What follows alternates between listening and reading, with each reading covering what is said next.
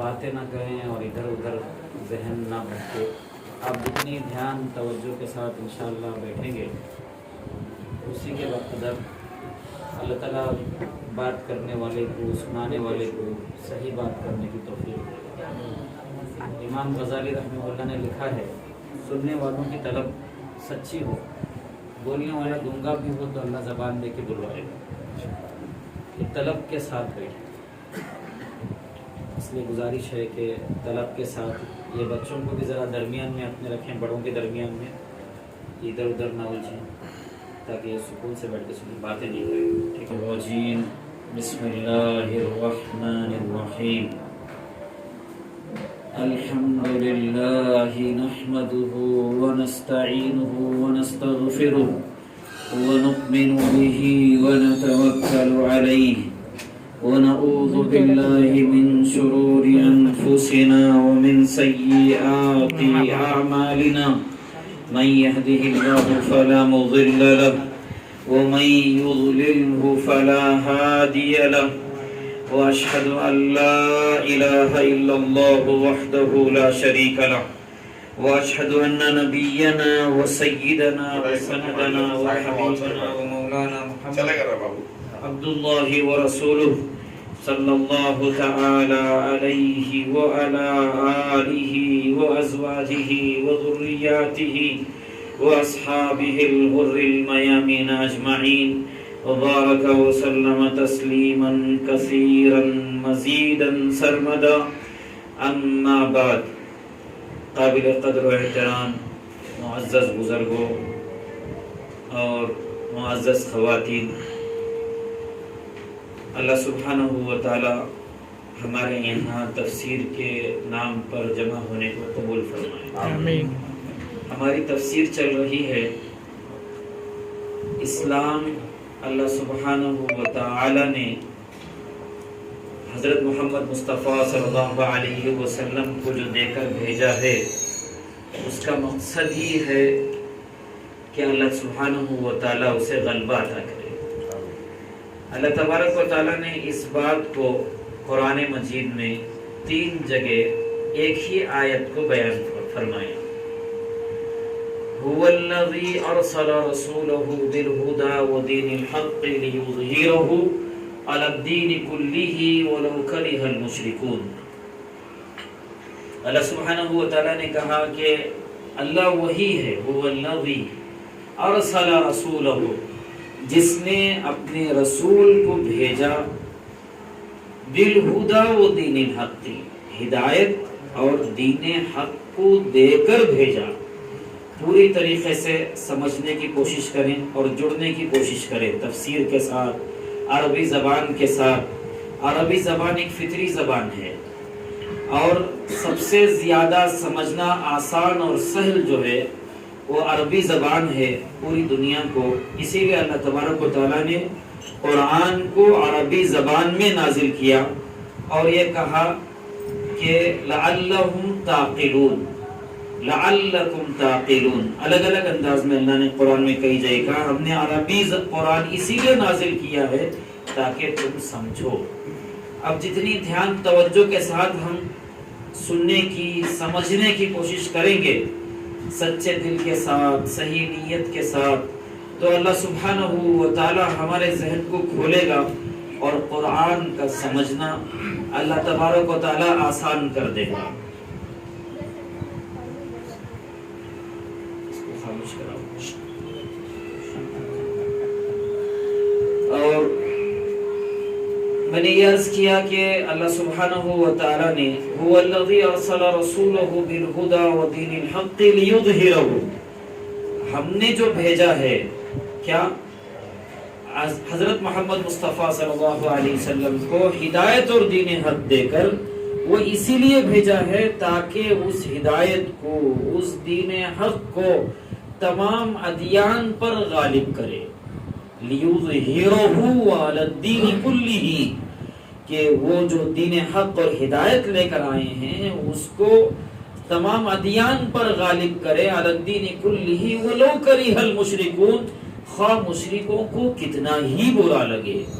اللہ تبارک و تعالیٰ نے سورہ توبہ میں آیت نمبر 33 میں یہی آیت یہی آیت ہے، اور یہی آیت بعینہ سورۃ الفتح میں آیت نمبر 9 جو ہے بالکل یہی آیت ہے، اسی کا تکرار ہے۔ اور اسی طریقے سے سورۃ الصف میں جو ہے آیت نمبر 9 ہے، اور سورۃ الفتح میں آیت نمبر 28 ہے۔ لیکن تھوڑا سا فرق ہے، اللہ نے کہا هو الذي ارسل رسوله بالهدى ودين الحق ليظهره على الدين كله، آخر میں ولو كره المشركون کی جگہ وہ کفا باللہ شہیدا کہا، یعنی اللہ اس بات کی گواہی دینے کے لیے کافی ہے۔ اللہ کیا ہے؟ اللہ سبحانہ و تعالی اس بات کی گواہی دینے کے لیے کافی ہے کہ اللہ تبارک و تعالی نے جو نازل کیا ہے، یعنی قرآن اللہ تبارک و تعالی نے جو حضرت محمد مصطفیٰ صلی اللہ علیہ وسلم کو ہدایت اور دین حق دے کر بھیجا ہے، وہ غالب کرنے کے لیے ہی بھیجا ہے۔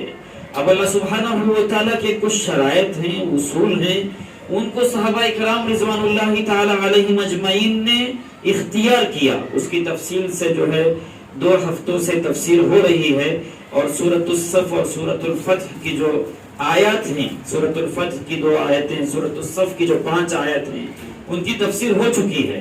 اب ہم شروع کرنے جا رہے ہیں سورہ توبہ کی آیات کو شروع کرنے جا رہے ہیں۔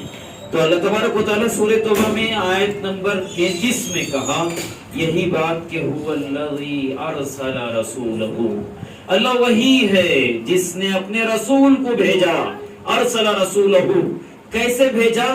بالہدی والدین الحق، ہدایت اور دین حق کو دے کر بھیجا۔ کیوں بھیجا؟ لیظہرہ، تاکہ اس کو غالب کرے، اس کو اللہ سبحانہ و تعالی دین حق کو و ہدایت کو اللہ تبارک و تعالی غالب کرے، اس لیے اللہ تبارک و تعالی نے بھیجا ہے اپنے رسول کو۔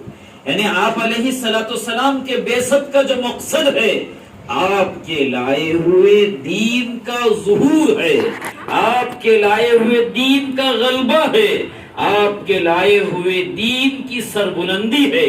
چنانچہ صحابہ کرام رضوان اللہ تعالی علیہم اجمعین نے اللہ کے رسول صلی اللہ علیہ وسلم کی اطاعت و فرما برداری کیا، اور اللہ سبحانہ و تعالی نے جو قرآن میں اصول و ضوابط بیان کیے، جب ان کو اختیار کیا تو اللہ سبحانہ و تعالی نے صحابہ اکرام کی زندگیوں میں 3 بر اعظموں میں، جبکہ 5 پوری دنیا میں بر اعظم تھے، اس وقت 7 بر اعظم ہیں، 7 کانٹیننٹس ہیں، اس وقت میں 5 تھے، مطلب تھے، آبادی نہیں تھی وہاں پر، بعد میں آبادیاں آباد ہوئی، تو 3 بر اعظموں پر، اور جیسے اس وقت میں سپر پاور امریکہ ہے، اس وقت میں امریکہ ہے، اس وقت میں جو ہے 2 سپر پاور تھے، ایک نہیں تھا، 2 تھے۔ ایک رومن امپائر تھا جس کو قیصر کہتے تھے، ایک کسرا جو ایران میں جو حکومت تھی، اور یہ صدیوں سے حکومت چل رہی تھی، ان کے حکومتوں کی ایک دھاک بیٹھی ہوئی تھی۔ جب صحابہ اکرام رضوان اللہ تعالی علیہم اجمعین، وہ قوم جو صحرا نشین، صحراؤں میں رہنے والے، کبھی حکومت نہیں کیا، کبھی حکومت کو اپنے علاقوں میں دیکھا نہیں، اور کسی بادشاہ نے کبھی حجاز پر حملہ بھی نہیں کیا سوائے وہ ابرہا کے جو آپ علیہ السلام کے بعثت سے قبل کیا تھا، اس کے علاوہ کسی نے حکومت کرنے کے لیے حجاز پہ حملہ نہیں کیا، کیونکہ غریب ملک ہے، کیا ملے گا اگر کریں گے تو، اور کبھی وہاں حکومت نہیں رہی، کوئی بادشاہیت نہیں رہی۔ ایسی قوم جب یہ اللہ کے رسول صلی اللہ علیہ وسلم کی اطاعت کیا، جب انہوں نے ان اصولوں کو اختیار کیا جو اللہ سبحانہ و تعالی نے بتایا، تو اللہ تبارک و تعالی نے آپ صحابہ اکرام رضوان اللہ تعالی علیہ مجمعین کے زمانے میں بہت کم عرصے میں اللہ تبارک و تعالی نے سارے عالم پر غالب کر دیا، غلبہ دے کے دکھایا۔ مورخین نے لکھا ہے کہ سکندر اعظم کو بھی جتنے کم وقت میں، جتنے کم عرصے میں صحابہ اکرام رضوان اللہ تعالی علیہ مجمعین کو جتنے کم عرصے میں فتح و کامیابی حاصل ہوئی، اور جتنے خطوں میں اسلام میں حکومت کا نظام قائم ہو گیا جتنے کم عرصے میں، اتنے کم عرصے میں سکندر اعظم بھی نہیں کر پائے جتنے کم عرصے میں صحابہ اکرام رضوان اللہ تعالی علیہ مجمعین کو اللہ سبحانہ و تعالی نے غلبہ دیا. ایک ہے غلبہ حجت کے اعتبار سے، وہ غلبہ اللہ سبحانہ و تعالی نے حجت کے اعتبار سے وہ تو اول روز سے حاصل ہے. اسلام تو تمام ادیان پر دلائل کے اعتبار سے، حجت کے اعتبار سے اور اس کے محاسن کی بلندی کے اعتبار سے اول روز سے غالب ہے اسلام. اور مسلمانوں کا غلبہ کہ دنیا میں بھی تمام ادیان پر غلبہ مل چکا ہو، یہ بھی اللہ سبحانہ و تعالی نے صحابہ کرام رضوان اللہ تعالی علیہ مجمعین کو بہت کم عرصے میں کر کے دکھا دیا. اور میرے دوست بزرگوں، جب تک یہ امت ان اصولوں کو اختیار کرتی رہی تو اللہ سبحانہ و تعالی نے اس امت کو ہمیشہ غالب رکھا، ہمیشہ مسلمان غالب رہے. لیکن جس وقت میں مسلمان ان اصولوں کو بھلا بیٹھے، ان اصولوں کو بھلا دیا مسلمانوں نے، تو اس وقت میں مغلوب ہوتے چلے گئے، ذلت و خواری کی دلدل میں دھستے چلے گئے. تو اللہ سبحانہ و تعالی نے جو اصول بتایا ہے، پھر سے یہاں اس غرض سے تفسیر بیان ہو رہی ہے کہ ہم لوگ ان اصولوں کو اپنی زندگیوں میں لائیں، اپنے خاندانوں میں لائیں، اپنے گھروں میں لائیں. ہمارے زندگی کا مقصد صرف کھانا یا بیوی بچے، ایک مختصر زندگی، ایک عام جو رسم و رواج کے ساتھ جو ہم چل رہے ہیں اس پر چل کر دنیا سے چلے جانا نہیں. اللہ تبارک و تعالیٰ نے ایک مقصد دے کے پیدا کیا ہے. اللہ نے صاف کہا افحسبتم انما خلقناکم عبثا، کیا تمہارا یہ گمان ہے کہ تم کو ہم نے یوں ہی بیکار پیدا کر دیا، کوئی مقصد دیے بغیر پیدا کر دیا، کچھ کام دیے بغیر ہم نے بھیج دیا؟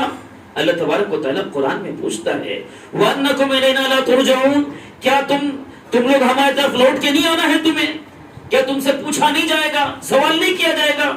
جو کام دے کر بھیجا گیا تھا اس کام کو تم نے کیا کہ نہیں کیا؟ کیا تم سے پوچھا نہیں جائے گا؟ تو میرے دوستو بزرگوں، اللہ سبحانہ و تعالی ہمارے یہاں جمع ہونے کو قبول فرمائیں، اور اللہ تبارک و تعالی ہمارے یہاں جمع ہونے کے ذریعے سے ہم قرآن کے قریب ہوں. قرآن کیا ہے؟ قرآن اللہ سے تعلق پیدا کرنے والا ہے. اللہ کے رسول صلی اللہ علیہ وسلم نے ارشاد فرمایا اللہم لا احصی ثناء علیک انت کما اثنیت علی نفسک، یا اللہ میں تیری ثنا کا احاطہ نہیں کر سکتا، میں تیری تعریف ایسی نہیں کر سکتا جیسے تو نے اپنی خود بیان کیا ہے. چنانچہ اللہ سبحانہ و تعالیٰ کا سب سے زیادہ تعارف اگر ملے گا تو وہ کلام اللہ سے ملے گا، قرآن میں ملے گا. اور اسی لیے اللہ نے خود قرآن میں کہا وَإِذَا تُلِيَتْ عَلَيْهِمْ آيَاتُهُ زَادَتْهُمْ ایمانا، جب ان کو قرآن کی آیات پڑھ کر سنایا جاتا ہے تو ان کا ایمان بڑھ جاتا ہے. اور اللہ کے رسول صلی اللہ علیہ وسلم نے کہا تَرَكْتُ فِيكُمْ عَمْرَيْن، میں نے تمہارے درمیان میں دو چیزوں کو چھوڑ کر جا رہا ہوں. دو چیزوں کو چھوڑا ہے میں نے، کیا؟ کتاب اللہ و سنتی، کتاب اللہ اور میری سنت ہے. ما ان تمسکتم بیما لن تضلوا بعدی ابدا، اگر تم اس کو مضبوطی سے تھامو گے تو کبھی گمراہ نہیں ہوگے. کس کو؟ قرآن کو اگر مضبوطی سے تھامو گے. اور میرے معزز بزرگوں، قرآن کیا ہے؟ قرآن کو اللہ نے قرآن میں کہا لَقَدْ يَسَّرْنَا الْقُرْآنَ لِلذِّكْرِ فَهَلْ مِن مُدَّكِرٍ، ہم نے قرآن کو نصیحت پانے کے لیے آسان کیا ہے کوئی اس کو سمجھنے والا؟ اللہ نے بار بار کہا ہم نے قرآن کو آسان کیا ہے کوئی سمجھنے والا نصیحت حاصل کرنے کے لیے؟ ہاں ضرور، قرآن میں کچھ آیات ہیں جس کو علامہ انور شاہ کشمیری رحمت اللہ علیہ نے مشکل القرآن کے نام سے جمع کیا ہے. 6666 آیات میں سے 190 آیات کو انہوں نے جمع کیا ہے، جن آیات کا سمجھنا جو ہے بغیر آسان نہیں ہے، لیکن آسان ہے کس سے؟ اب جو اس کے ماہر فن ہیں، جو اس سے واقف ہیں، ان سے سمجھنا آسان ہے۔ بہرحال قرآن کا سمجھنا، یہ جو دین ہے، یہ جو اسلام ہے، یہ کیا ہے؟ یہ سینہ بسینہ ہے۔ میں نے میرے استاد حضرت شیخ یونس صاحب رحمۃ اللہ علیہ، حضرت مولانا عاقل صاحب دامت برکاتہ محمد فیوزہم، ایسے ہم نے اپنے استاد سے حاصل کیا۔ انہوں نے اپنے استاد حضرت شیخ زکریا صاحب رحمۃ اللہ علیہ، انہوں نے اپنے استاد حضرت مولانا یحییٰ صاحب رحمۃ اللہ علیہ، انہوں نے اپنے استاد رشید احمد گنگوہی رحمۃ اللہ علیہ، ایسے ہی سلسلہ چلتے چلتے کہاں تک چلتا ہے؟ حضرت محمد مصطفیٰ صلی اللہ علیہ وآلہ وسلم تک چلتا ہے۔ یہ سینہ بسینہ علم ہے، یہ سینہ بسینہ علم حاصل کیا اور صحابہ اکرام نے اللہ کے رسول صلی اللہ علیہ وسلم کے سامنے بیٹھ کر، اور صحابہ اکرام سے تابعین نے، تابعین سے تبع تابعین نے، ان سے اصحاب سیاستہ محدثین نے، ایسے ہی ہوتے ہوتے آپ تک جو یہ پہنچ رہا ہے، آپ جو میرے سامنے بیٹھے ہیں، یہاں تک سینہ بسینہ چل رہا ہے۔ میں نے بھی میرے ان اساتذہ سے حاصل کیا جنہوں نے اس سلسلے سے وابستہ ہوئے، اور یہاں تک کہ کوئی حدیث آئی کہ اللہ کے رسول صلی اللہ علیہ وسلم نے وہ حدیث پڑھتے ہوئے مصافحہ کیا تو ہمارے اساتذہ نے مصافحہ کیا۔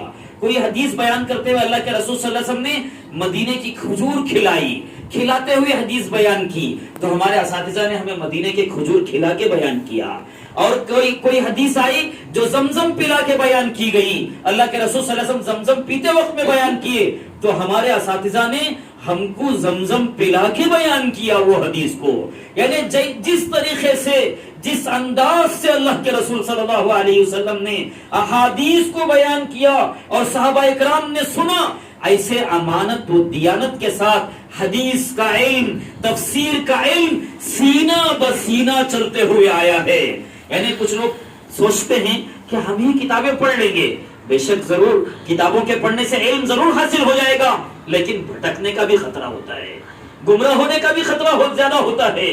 لیکن سینہ بسینہ جب اساتذہ کی نگرانی میں، یا جن لوگوں نے سند کے ساتھ علم حاصل کیا ہے، تو ان سے جب حاصل کیا جاتا ہے تو وہ علم پکا ہوتا ہے، بھٹکنے سے، گمراہ ہونے سے بچ جاتے ہیں۔ اس میں بھٹکنے کے امکانات، خطا کے امکانات کم ہوتے ہیں، کیونکہ علم سینہ بسینہ ہے۔ اللہ کا شکر ہے، اللہ سبحانہ و تعالیٰ نے مجھے اور آپ کو یہاں جمع کیا تاکہ جو سینہ بسینہ علم ہم نے حاصل کیا، جن احادیث کی، جن تفسیر کی کتابوں کے اسناد ہم نے علماء عالم سے حاصل کیا، دنیا کے بڑے بڑے علماء سے اور ہمارے ملک کے بڑے بڑے اکابرین سے جو حاصل کیا، اور ان سے جو ہم نے اجازت حدیث اور اجازت تفسیر جو ہم نے لیا، اس کے ساتھ آپ حضرات کو یہاں پر سنایا جا رہا ہے۔ تو غرض یہ قرآن کیا ہے؟ اذا تلیت علیہم آیاتہ زادتہم ایمانا، یہ سنیں گے تو ایمان بڑھ جائے گا۔ قرآن کیا ہے؟ آسان ہے اس کا سمجھنا۔ دیکھیں یہود و نصارہ، یعنی تورات، انجیل، تورات وغیرہ جو کتابیں تھیں وہ ہر کوئی پڑھ نہیں سکتا تھا، صرف جو ہے وہی لوگ پڑھ سکتے تھے جو ان کے مذہب کے جو بڑے ہیں۔ اگر کوئی دوسرا پڑھ لیتا تو وہ جرم ہوتا، یعنی دوسرے نہیں پڑھ کے سمجھ سکتے تھے۔ اور وہ جو راہب ہیں، وہ جو عیسائی جو پادری ہیں، وہ جو چاہے تبدیل کر دیتے تھے اس میں سے، جیسے موقع یا رشوت لے کے تبدیل کر دیتے تھے۔ اس کا تذکرہ اللہ نے قرآن میں بیان کیا، ابھی وہ تذکرہ آ رہا ہے۔ دیکھیں ہم آیت نمبر جو ہے 33 کی تفسیر، لیکن اس سے پہلے ہمیں آیت نمبر 24 سے شروع کرنا پڑے گا۔ اللہ سبحانہ و تعالیٰ نے آیت نمبر 24 میں کہا، اور اس سے پہلے آیت نمبر 23، یا ایھا الذین آمنوا لا تتخذوا آباءکم واخوانکم اولیاء ان استحبوا الکفر علی الایمان ومن یتولہم منکم فاولئک هم الظالمون۔ اے ایمان والو، یہ جو یا ایھا الذین ہے، قرآن میں جو یا ایھا الذین بار بار آتا ہے، جب بھی یا ایھا الذین آتا ہے تو اللہ تبارک و تعالی کسی اہم کام کا حکم دیتا ہے، یا کسی جو نقصان، ایک کوئی بڑے نقصان والی چیز سے اللہ تبارک و تعالی جو ہے منع کرتا ہے۔ یہ یا ایھا الذین کیا ہے؟ مفسرین نے لکھا ہے، امام قرطبی رحمہ اللہ بڑے مفسر ہیں، وہ کہتے ہیں کہ یا ایھا الذین میں اللہ سبحانہ و تعالی اپنے پیار کا اظہار کر رہا ہے، اپنی محبت کا اظہار کر رہا ہے، اپنے پیار و محبت کے ساتھ کہہ رہا ہے یا ایھا الذین آمنو، اے ایمان والو، اے وہ لوگوں جو ایمان لائے، لا تتخذوا آباءکم و اخوانکم اولیاء، آپ اپنے ان باپ داداؤں کو، اپنے ان بھائیوں کو دوست نہ بناؤ، دوست نہ بناؤ، کن کو؟ ان استحب الکفر علی الایمان، جنہوں نے جو ہے ایمان پر کفر کو ترجیح دی، ایمان کے مقابلے میں کفر اختیار کیا، ان کو دوست نہ بناؤ۔ وَمَن يَتَوَلَّهُم مِّنكُمْ، تم میں سے جو بھی بھٹک جائیں گے راستے سے، فَأُولَٰئِكَ هُمُ الظَّالِمُونَ، وہ جو ہے بہت بڑے ظالم ہیں، یہی لوگ ہیں جو ظالم ہیں۔ اللہ نے آگے کہا دیکھو سب سے زیادہ محبوب کون ہے؟ سب سے زیادہ اللہ ہے، اللہ کے رسول صلی اللہ علیہ وسلم ہیں۔ سب سے زیادہ محبوب کون ہے؟ اللہ کے دین کی سربلندی کے لیے جہاد کا کرنا ہے۔ براہ راست محبت کس سے کر سکتے ہیں؟ اللہ سے کر سکتے ہیں، اللہ کے رسول صلی اللہ علیہ وسلم سے کر سکتے ہیں۔ اللہ کی دین کی سربلندی کے لیے اللہ کے راستے میں جہاد کرنے سے کر سکتے ہیں۔ اس کے علاوہ براہ راست محبت کسی سے جائز نہیں۔ ہاں محبت کریں گے ماں باپ سے، کس کے لیے؟ اللہ کے لیے کریں گے، اللہ کی رضا کے لیے کریں گے، اولاد سے کریں گے، بیوی بچوں سے کریں گے، بھائی بہنوں سے کریں گے، اپنے مال سے بھی کریں گے، لیکن کس سے؟ اللہ کے لیے کریں گے، اللہ کو راضی کرنے کے لیے، اللہ کے رسول صلی اللہ علیہ وسلم کے لائے ہوئے دین کی سربلندی کے لیے کریں گے۔ تو اللہ سبحانہ و تعالی سورہ توبہ کی آیت نمبر 24 ہے، یاد رکھیں گے انشاءاللہ؟ یہ آیت نمبر یاد بھی رکھنا ہے اور جا کے ترجمہ قرآن کھول کے پڑھنے کی بھی کوشش کرنا ہے۔ معارف القرآن تفسیر ہے، مفتی شفیع صاحب نے لکھا ہے، جو اچھے سے اردو پڑھنا لکھنا جانتے ہیں اگر وہ پڑھنے کی کوشش کریں گے تو سمجھ سکتے ہیں۔ اور اسی طریقے سے مفتی تقی عثمانی صاحب نے بھی آسان قرآن کے نام سے بڑے اختصار کے ساتھ بڑی اچھی تفسیر کیا ہے، اس سے بھی آسانی سے سمجھ سکتے ہیں۔ تو چنانچہ سنیے آیت نمبر 24 ہے سورہ توبہ کی اور 10واں پارہ ہے۔ قُلْ إِنْ كَانَ آبَاؤُكُمْ، یعنی دین کی سربلندی کا کام اللہ کس سے لے گا؟ ایک تو ہم نے پچھلے اصول بیان کیے تھے، وہ کیا اصول تھے؟ ذرا 1-2 منٹ میں دوہرا لیتا ہوں۔ سب سے پہلا اصول کیا تھا کہ آپس میں رحماء اشداء علی الکفار و رحماء بینہم ہوں، آپس میں شیر و شکر ہوں۔ اللہ تبارک و تعالیٰ انہی سے اپنے دین کی سربلندی کا کام لیتا ہے، جو مسلمانوں سے، جو ایمان والوں سے اپنے خون کے رشتے سے زیادہ محبت کرتے ہوں۔ اس سے ایمان کا رشتہ سب سے زیادہ محبوب ہو، میں نہیں کہہ رہا، اللہ قرآن میں کہہ رہا ہے رحماء بینہم، اللہ دین کی سربلندی کا کام ان لوگوں سے لے گا جو آپس میں شیر و شکر ہوں، جیسے صحابہ کرام تھے۔ اشداء علی الکفار ہوں، یعنی ظالموں کے خلاف سخت ہوں، یعنی جو ظلم کرنے والے ہیں، ناانصافی کرنے والے ہیں، امن و سلامتی کو بھنگ کرنے والے ہیں اور بدامنی کو پھیلانے والے ہیں، ان لوگوں کے متعلق نفرت دل میں ہو۔ اشداء علی الکفار ورحماء بینہم ہو، اور کیا ہوں؟ تراہم رکعا سجدا، وہ کیا ہیں؟ رکوع کرنے والے، سجدہ کرنے والے، یہ سارے کام کر کے کیا کرتے ہیں؟ یبتغون فضلا من اللہ ورضوانا۔ کتنی باتیں ہو گئی؟ 2۔ تیسری یعنی اشداء علی الکفار رحماء بینہم، اللہ دین کی سربلندی کا کام کن سے لیتا ہے؟ اشداء علی الکفار ہو نمبر 1، نمبر 2 رحماء بینہم ہو، نمبر 3 کیا ہو؟ تراہم رکعا سجدا، یعنی اللہ سے کے پاس انابت کرنے والے، اللہ کے سامنے احوزاری کرنے والے، اللہ کے سامنے لمبے لمبے سجدے کرنے والے، اللہ کے سامنے رونے والے، تڑپنے والے، بلکنے والے، اللہ کی طرف رجوع کرنے والے، اللہ ہی کی رضا کے طرف۔ یہ نمبر کیا ہے؟ 3 ہے۔ نمبر 4 کیا ہے؟ سارے کام کر کے کیا چاہتے ہوں؟ اللہ کا فضل چاہتے ہوں، دنیا کی کوئی بڑائی نہیں چاہتے، ہوس نہیں چاہتے، مال کی لالچ نہیں ہے، بڑائی نہیں ہے، چاہت ہے تو اللہ کے فضل کی چاہت ہے۔ نمبر 5 کیا ہے؟ یبتغون فضلا من اللہ ورضوانا، اللہ کی رضا کے طلبگار ہوں۔ اللہ کی رضا چاہتے ہو، اللہ کی رضا کے علاوہ کوئی اور چیز مطلوب و مقصود نہ ہو. اگر مقصود و مطلوب ہو تو اللہ کی رضا ہو، یعنی مخلوق کا خوف بھی نہ ہو، مخلوق سے کوئی امید بھی نہ ہو، مخلوق سے کوئی لالچ بھی نہ ہو، کوئی امید بھی نہ ہو. امیدیں ہو تو اللہ کی ذات سے ہو. یبتغون فضلا من اللہ ورضوانا، امیدیں ساری اللہ سے جڑی ہوئی ہو، مخلوق سے امید نہ ہو، مخلوق کا خوف بھی نہ ہو. کتنی باتیں ہوں گی؟ 5. ہاں، اس کے بعد کیا ہے؟ کہا کہ یہ کسان کے مانند محنت کرتے ہوں. کزرع اخرج شطعہ فآزرہ فاستغلظ فاستوى. اللہ نے یہاں پر کہا یعنی کسان کی صفات کو اپنائے ہوئے اللہ کے دین کی سربلندی کے کام کرتے ہوں. صحابہ کرام کی مثال دے کے اللہ نے کہا، یعنی ان کی مثالیں اللہ نے، میں اختصار سے بیان کرتے جا رہا ہوں. پھر اس کے بعد کتنے ہو گئے ابھی؟ 6 ہو گئے. ہاں، اب سورہ صف میں چلتے ہیں.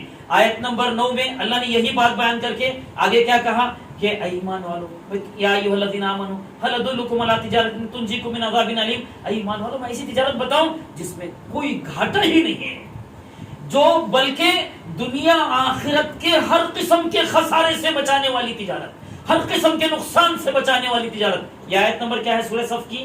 آیت نمبر 10. آیت نمبر 10 اللہ تبارک و تعالیٰ آیت نمبر 10 میں بیان کیا کہ ایسی تجارت جو ہر قسم کے دردناک عذاب سے بچا لے گی. تنجیکم، ایک روایت کے، ایک تجوید کی روایت میں تنجیکم، یعنی تمہیں بچا لے گی، نجات دلا دے گی. کس سے؟ من عذاب علیم، دردناک عذاب سے بچا لے گی. اللہ نے کہا اب وہ کیا ہے؟ اللہ تعالیٰ کتنی باتیں ہوئی تھی؟ 5 ہو گئی تھی نا؟ ہاں، 6 ہو گئی تھی نا؟ اب 7ویں بات اللہ نے کہا یہ تجارت کیا ہے. 7ویں بات تجارت کیا اللہ بتاتا ہے؟ تؤمنون باللہ ورسولہ. اے ایمان والو، ایمان ایسے لاؤ جیسے صحابہ کرام لائے.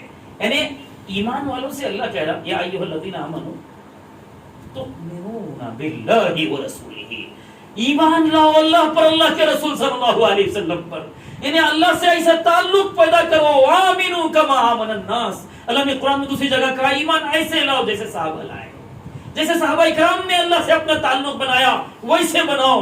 اور رسول ہی، اللہ کے رسول صلی اللہ علیہ وسلم پر ایمان لاؤ. جب محمد رسول اللہ کہیں، میرے دوستو بزرگو، دل کی کیفیت نہ بدل جائے، دل میں درد نہ پیدا ہو، اور اللہ کے رسول صلی اللہ علیہ وسلم کے زندگی یاد آ کر اگر ہمارے آنکھوں سے اشک بار نہ ہوتی ہو، درد نہ پیدا ہوتا ہو، اللہ کے رسول صلی اللہ علیہ وسلم کے محبت کے چشمے اپنے دلوں میں جاری نہ ہوتے ہوں، تو ہمارا ایمان بہت کمزور ہے.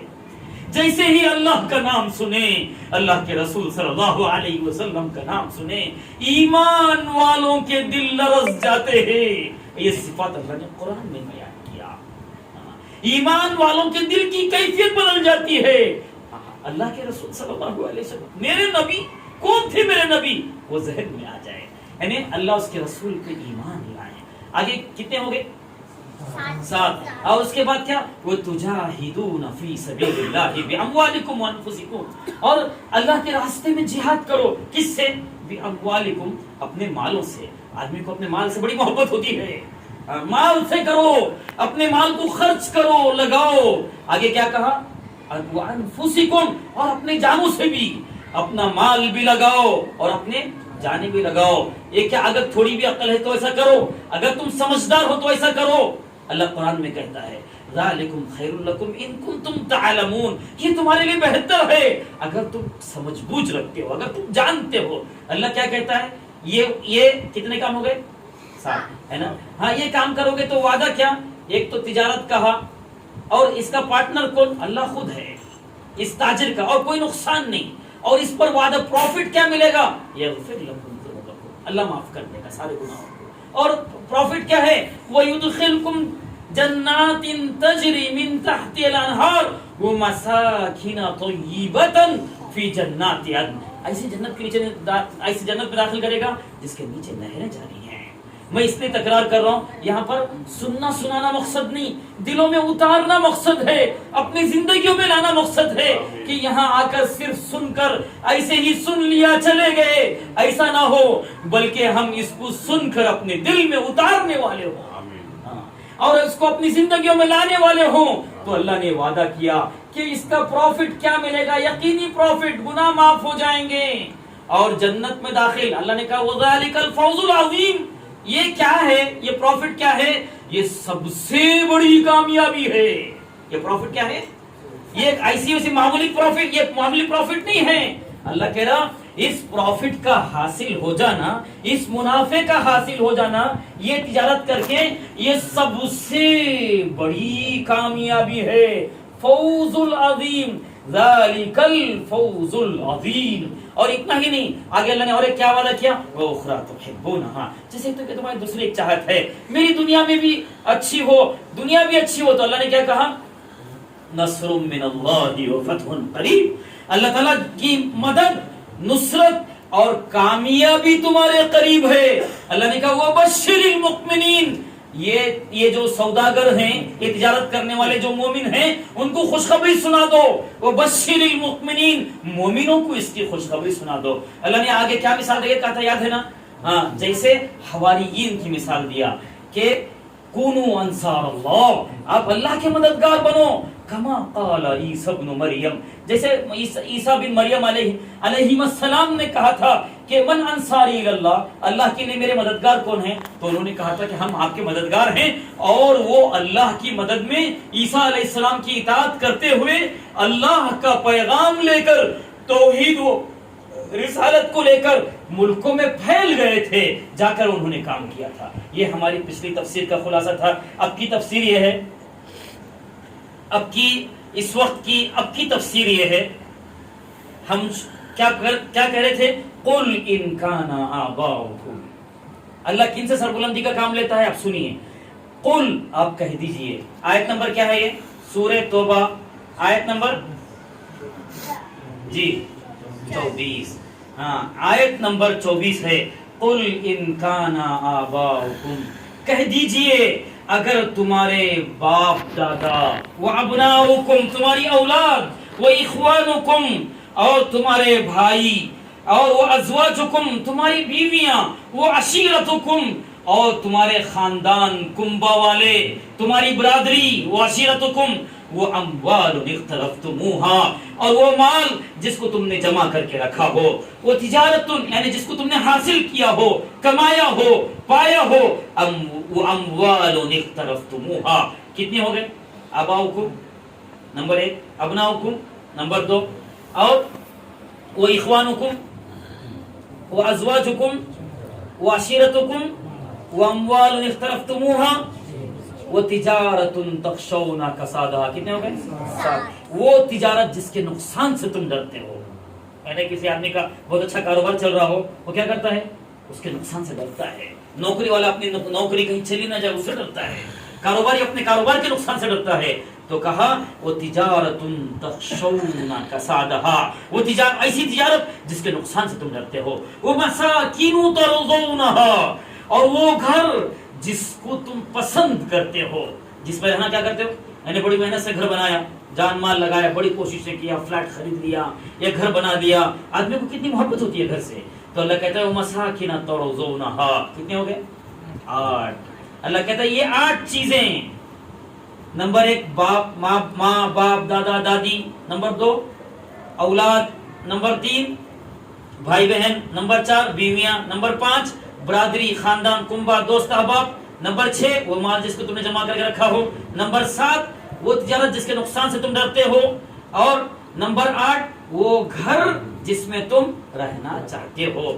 یہ 8 چیزوں سے زیادہ اگر محبوب ہو جائے، احب الیکم من اللہ ورسولہ، یہ 8 باتیں تم کو زیادہ محبوب ہو جائیں اللہ سے اور اس کے رسول سے، وہ جہاد فی سبیلہ، اللہ کے راستے میں جہاد کرنے سے۔ یعنی اللہ کے راستے میں جہاد کسے کہتے ہیں؟ اللہ کے راستے میں جہاد کہتے ہیں، یعنی اللہ کی دین کی سربلندی کے لیے، اللہ کے دین کی نشر و اشاعت کے لیے اپنے جانوں، مالوں، عزت، آبرو، اللہ نے جو کچھ دیا ہے اور زمانے کے جیسے تقاضے ہوں، ان تقاضوں پر اپنے آپ کو جس وقت میں جیسے حالات آئیں ایسے جھونک دینا، اس کا نام جہاد فی سبیل اللہ ہے. یاد رکھیں گے, یہ ہم نے اپنے اساتذہ سے حاصل کیا ہے. کیا ہے جہاد فی سبیل اللہ؟ کسے کہتے ہیں؟ لوگ کوئی یہ کہتے ہیں, کوئی وہ کہتے ہیں. جہاد فی سبیل اللہ کی جامع تعریف کیا ہے؟ جہاد فی سبیل اللہ کہتے ہیں اپنے جان, اپنے مال, اپنا خاندان, اپنی عزت, اپنی آبرو, اپنا گھر, اپنی تجارت, اللہ نے جو کچھ دیا ہے اللہ کے دین کی سربلندی کے لیے, اللہ کے دین کی نشر و اشاعت کے لیے, اللہ کے دین کے دفاع کے لیے, اسلام و مسلمانوں کی دفاع کے لیے, امن و سلامتی کے لیے, مقاصد اسلام کے لیے اور اسلام کے لیے جس وقت میں, جس زمانے میں جیسے جیسے تقاضے آئیں, جیسے جیسے جو بھی تقاضے آئیں, قتال کے تقاضے آ جائیں تو قتال, قلم کے تقاضے آ جائیں تو قلم, زبان کے تقاضے آ جائیں تو زبان, اور جس وقت میں تبلیغ کے تقاضے آ جائیں تو تبلیغ, دعوت کے تقاضے آ جائیں تو دعوت, اور اپنے مسلمانوں کو بچانے کے لیے اپنے آپ کو پیش کرنا پڑے تو اپنے آپ کو پیش کرنا. جن جن وقت میں, جس زمانے میں جو تقاضے آئیں ان تقاضوں پہ اپنے آپ کو جھونک دینا, یہی وہ جہاد فی سبیلہ. تو فرمایا وہ جہاد فی سبیلہ. اگر یہ 8 چیزیں, کتنی 8 چیزیں اگر تمہیں زیادہ محبوب ہو جائیں, کس سے؟ اللہ سے زیادہ محبوب. ارے تمہیں تمہارے ماں باپ اللہ سے زیادہ محبوب ہو گئے, یعنی اللہ کی نافرمانی کر رہے ہو ماں باپ کی خاطر, اور رسول ہی, اور اللہ کے رسول صلی اللہ علیہ وسلم کا دامن چھوڑ رہے ہو, ان کی سنتوں کو چھوڑ رہے ہو, ان اولاد کے لیے, ماں باپ کے لیے, تجارت کے لیے, جمع کیے ہوئے مال کو بچانے کے لیے, اس گھر کے لیے جس میں تم رہنا چاہتے ہو, وہ بھائی بہنوں کے لیے, برادری کی خاطر اللہ کے دین کو قربان کر رہے ہو. تو اللہ نے کہا احب الیکم من اللہ ورسولہ وجہاد فی سبیلہ. اللہ سے زیادہ, اللہ کے رسول صلی اللہ علیہ وسلم سے زیادہ, جہاد فی سبیل اللہ سے زیادہ, اگر تمہیں یہ 8 چیزیں زیادہ محبوب ہو جائیں, اگر تمہیں ماں باپ زیادہ محبوب ہو جائیں, اولاد زیادہ محبوب ہو جائے, تمہاری نوکریاں, تمہاری تجارتیں تمہیں زیادہ محبوب ہو جائیں, تمہارا جمع کیا ہوا مال تمہیں زیادہ محبوب ہو جائے, تمہاری بھائی بہنیں تمہیں زیادہ محبوب ہو جائیں, تمہاری بیویاں تمہیں زیادہ محبوب ہو جائیں, اور تمہارے بنائے ہوئے گھر تمہیں زیادہ محبوب ہو جائیں, تو کیا کرو؟ اللہ نے کہا فتربصوا حتی یأتی اللہ بامرہ. اللہ کے عذاب کا انتظار کرو. کیا کہا اللہ نے؟ فتربصوا کہتے ہیں اللہ کے عذاب کا, حتی یأتی اللہ بامرہ, اللہ کے عذاب کے آنے کا انتظار کرو. ابھی اگر تمہیں غالب آ گئی 8 چیزیں تو اللہ کے عذاب کا انتظار کرو. فتربصوا حتی یأتی اللہ بامرہ واللہ لا یہدی القوم الفاسقین. اللہ سبحانہ و تعالی فاسقوں کو ہدایت نہیں دیتا. جن کی اولاد اللہ سے زیادہ محبوب ہو جائے, اللہ کے رسول صلی اللہ علیہ وسلم کی سنتوں پہ چلنے زیادہ, بیوی, بچے, اولاد, ماں باپ, مال, نوکریاں, کاروبار زیادہ محبوب ہو جائیں, اللہ نے کہا ایسے اللہ فاسقوں کو ہدایت, اللہ ہم سب کی حفاظت فرمائے. واللہ لا یہدی القوم الفاسقین. جا کے تفسیر اٹھا کے پڑھنا, معارف القرآن کو پڑھیں گے انشاءاللہ, اللہ ہمیں توفیق دے اس کی. تو فرمایا واللہ لا یہدی القوم الفاسقین, اللہ فاسقوں کو ہدایت نہیں دیتا. اور اللہ نے آگے کہا لقد نصرکم اللہ فی مواطن کثیرۃ ویوم حنین اذ اعجبتکم کثرتکم فلم تغن عنکم شیئا وضاقت علیکم الارض بما رحبت ثم ولیتم مدبرین. اب اللہ نے ایک تاریخ کو بیان کیا, ایک تاریخ کے موقع کو بیان کیا, جنگ حنین کو بیان کیا. اللہ سبحانہ و تعالیٰ کا ارشاد ہے, اللہ کہتا ہے, اللہ نے تمہاری صحابہ اکرام سے خطاب ہے, لقد نصرکم اللہ فی مواطن کثیرۃ. اللہ سبحانہ و تعالیٰ نے آپ کی کئی جگہوں پر جنگوں میں کیا کیا؟ اللہ نے مدد کیا. یعنی تم لوگ کم تھے, دشمن بہت زیادہ تھے, اللہ نے کیا دیا؟ تمہیں فتح دیا, تمہیں کامیاب کیا, ان کے مقابلے میں تمہیں عزت بخشا. اللہ کہتا ہے اللہ نے تمہاری مدد کیا. وَيَوْمَ حُنَيْنٍ, اور حنین کے دن بھی مدد کیا. حنین کے دن بھی یاد کرو اس وقت کو. اِذْ أَعْجَبَتْكُمْ كَثْرَتُكُمْ, یعنی تم لوگوں کو کیا ہو گیا تھا؟ اپنی کثرت پہ جو ہے اپنی کثرت پہ تم لوگوں کو ناز ہو گیا تھا. یعنی بعض لوگوں کو صحابہ کرام رضوان اللہ تعالی علیہم اجمعین، یعنی اس کی تھوڑی سی مختصر تاریخ، یہ اس کی تاریخ بیان کرتا ہوں میں، کہ جب مکہ فتح ہوا، مکہ فتح ہونے کے بعد اللہ کے رسول صلی اللہ علیہ وسلم کے پاس یہ خبر پہنچی کہ قبیلہ حوازن